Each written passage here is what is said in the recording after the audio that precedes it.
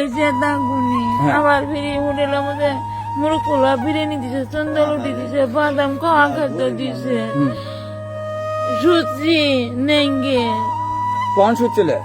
এত সুদ দিলাম, সারা রাত বসে আছিলাম। বিয়ের সময় আল্লাহর সত্যি। তোমার বাড়ি কোথায়? আমার আম খাওয়া। আম খাওয়া। এগুলো তুমি কি ভিক্ষা করো? না আইসি অসই দেন না,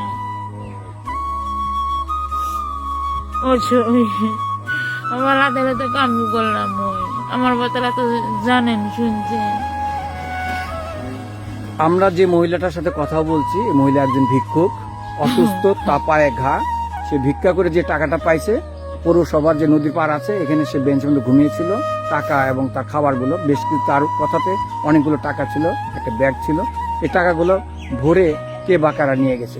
এখন এই মহিলা এখানে রাস্তায় কান্না করছে, তার আবেগ। এখন চলবা কেমনে?